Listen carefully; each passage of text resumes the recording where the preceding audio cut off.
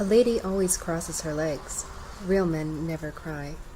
Both of these are norms that society says are not to be violated and are examples of cultural pressures towards individuals to behave their gender. In the past, the consequences for violating these rules were swift and harsh. Joan of Arc, for instance, was condemned to burn partially due to the fact that she wore men's clothes. Nowadays, gender norms still play a big part in how men and women act, how they perceive each other, and even how they are supposed to handle conflict. This presentation will look at how the stereotypes produced from these gender-appropriate norms cause harmful attitudes and interpersonal conflict in the workplace. It will also briefly examine programs that can be used to override these stereotypes. One of the stereotypes in question has always been the macho man. In this role, men are expected to be strong, aggressive, and powerful.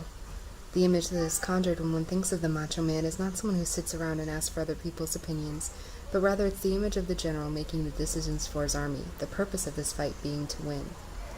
The idea of a macho man is so pervasive it can even be found in the way that young men describe ideal adulthood. For example, when determining what traits they thought that a real man would possess, adolescent white males in South Africa chose traits of dominance, power, strength, and toughness.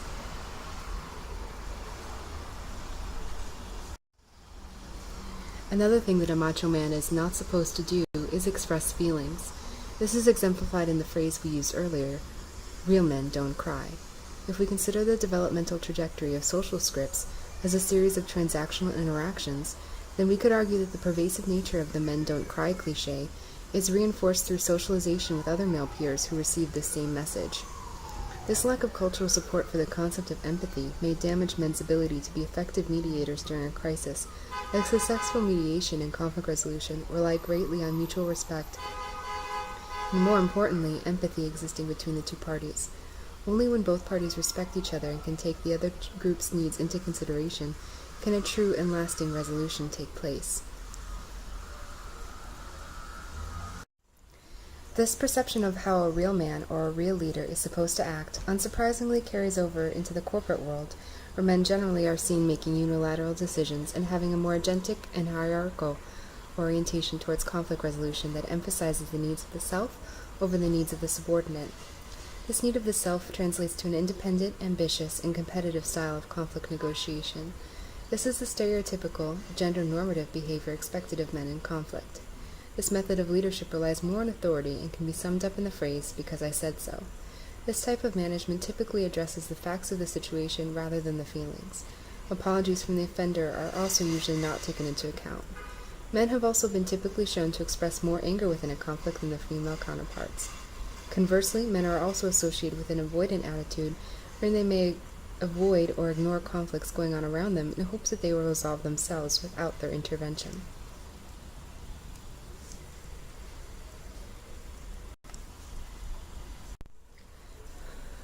A study done by Deborah Weider-Hatfield and John Hatfield in 1986 demonstrates the consequences of relying on a stereotypically male method of conflict resolution in the workplace. In this study, managers and subordinates were surveyed about job satisfaction as well as management styles. Researchers found that there was a significant correlation between a dominating or avoidant style of management and employee satisfaction.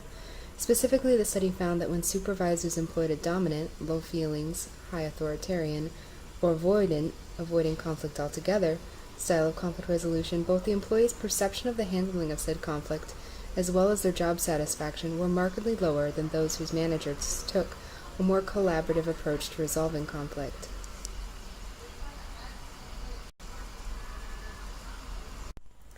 This collaborative approach has been shown to be atypical when there is an imbalance of power between two groups.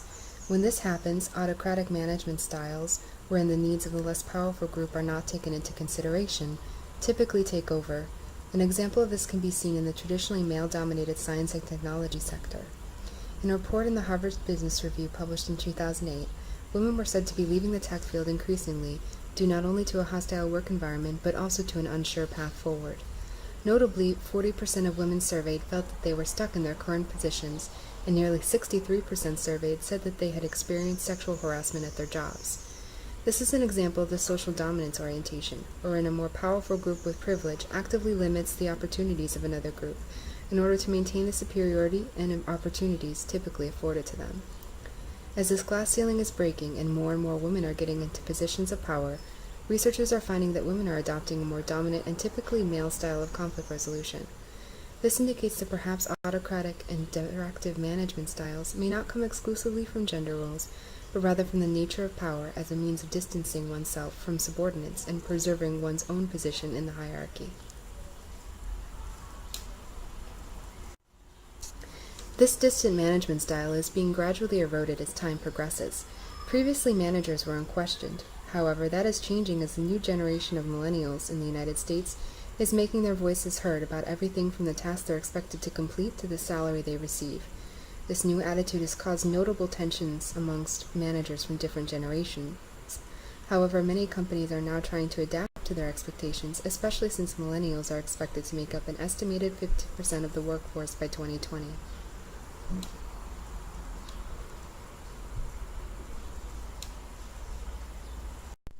Just as men have certain gender roles that society endorses, so too do women have a script when managing conflict.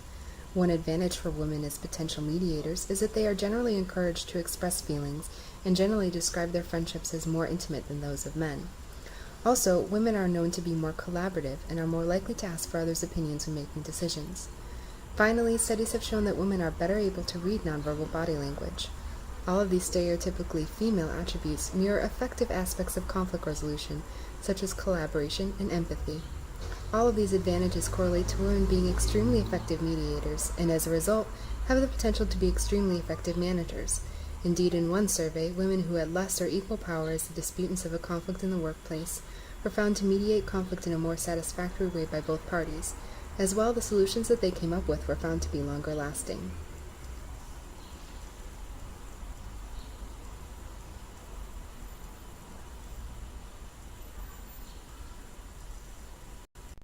However, women are also associated with counterproductive behaviors when faced with conflict. One such stereotype is the woman-hating female. This woman is characterized as a backstabber who actively sabotages other women in order to climb the corporate ladder. This stereotype is contrary to how society wishes women to behave at work and goes against society's ideals for women as kind and gentle mother figures. The negative stereotype of women as backstabbers is further supported through the unilateral approach to conflict resolution that usually characterizes women-on-women conflicts in the workplace. An example of this in action would be a teacher who is upset by the noise in another's classroom, but may go to the principal instead of talking directly with the teacher making the noise. This method usually does not involve direct confrontation and instead invokes the interference of an outside authority to resolve conflict. Unsurprisingly, this idea of indirectly solving the problem by going behind someone's back can create negative feelings in the workplace. Among young adult women surveyed, they report using unilateral strategies 46% of the time when dealing with workplace conflicts. This reliance on indirect methods of confrontation has led to the stereotype that the majority of women actively sabotage each other. This tendency has even been given a name, the Queen Bee Syndrome. This is a derogatory term for women who ascend the corporate ladder and then seek to sabotage other women who could threaten their power or place in the ranks. An example of this idea of women as enemies of each other can be seen even through classic fairy tales such as Snow White, where the evil queen tries to kill Snow White because she is jealous of her youth and beauty.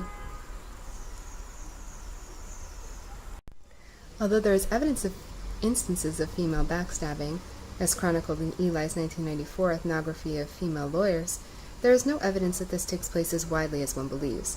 In fact, the sabotaging attitude in Eli's study can be directly traced to a scarcity of opportunity in a male-dominated world, as well as a competitive atmosphere. Unsurprisingly, these two factors created animosity between the women in Eli's study. A recent study also found that we are predisposed to view interpersonal conflict between two women as more problematic than between two men. In this study, participants were given nearly identical scenarios of conflict between co-workers, one between two women, one between two men, and one between a man and a woman. Scenarios were changed minutely, however, the types of conflicts, as well as the resolution that ended in each scenario, were identical, i.e. direct versus indirect methods, types of offenses, etc. Respondents were then asked to rate how problematic the encounter was, both for the people involved as well as the company. Across the board, the situation between the two females was rated as being the most problematic. This suggests that those instances of conflict that do exist between women in the workplace may be dramatized and problematized to such a degree that it creates and promulgates the unhealthy stereotype of the catty woman as the norm in workplace politics. This is not only detrimental to how women are perceived professionally, but also how they are perceived as potential leaders. Historically, women have also been marginalized and made to feel unequal to their male counterparts. It is interesting to note that less powered groups have, by necessity, usually resorted to indirect methods of conflict resolution as a result of being afraid of provoking hostility from higher power groups. Thus, it could be argued that women use methods of indirect conflict resolution as a result of having less leverage than their male counterparts in confrontations. For example, a woman may be less likely to openly conflict with a peer and risk her status and her reputation than a man who is more secure in his power and status. This insecurity is reinforced by the scarcity of powerful positions for women.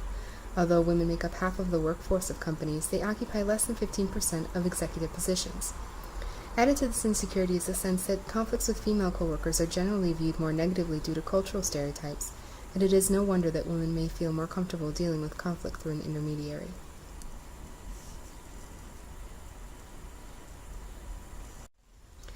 Women are at a disadvantage in the workplace because they are less likely to be perceived as good leaders, as defined by the macho decider, and the drama of their interpersonal encounters with coworkers are likely to be scrutinized more closely. This leads to a public perception problem that limits the opportunities that women have access to and undermines their authority as leaders. In fact, this idea is so pervasive that even other women do not believe that their gender is right for power. For example, Cheryl Rios, the CEO of Go8 Marketing, went on record as saying, "I don't think that a woman should be president. Let the haters begin. But with the hormones we have, there is no way we should be able to start a war." This backlash against women as incapable of decisive leadership may be another factor that could explain why women are seen to shed typical female traits such as empathy and warmth in their reach for power, and are perceived more negatively when they do exercise these male methods of directive leadership. Men are also at a disadvantage from these stereotypes as autocratic and agentic methods of management are not in sync with the times, and are being shown as an increasing liability for companies as a new generation is prepared to question their authority. As well, limiting or inhibiting a man's ability to express feelings limits his ability as a leader and mediator of conflict. This is increasingly important in companies, as it is estimated that 20% of a manager's time is spent mediating conflicts between employees. The problem with these gender stereotypes, however, goes beyond just promoting inequality. It goes to the heart of what people feel make a good leader, that is, the absence of positive feminine qualities such as empathy and collaborative decision-making, which are directly associated with effective and peaceful conflict resolution. The macho man is seen as the epitome of leadership by many. However, if he is unable to express his emotions or take into account the ideas and experiences of others, then the only method of resolving conflict becomes that of force or coercion. Meanwhile, the female is supposed to possess many qualities that would make a perfect leader, such as empathy and collaborative decision-making, but is still not as well respected as the man in this position due to old cultural stereotypes. Thus, gender stereotypes limit not only individuals, but also inhibit the success of the leaders of companies and countries by forcing individuals to behave as either a male or a female should, when the complete picture of a mediator and leader should have traits associated with both genders. Eliminating these stereotypes is incredibly difficult to do, as they are firmly embedded in our culture and society. However, carefully structured leadership training such as role-playing exercises have been shown to help people acquire and express empathy in appropriate ways during mediation.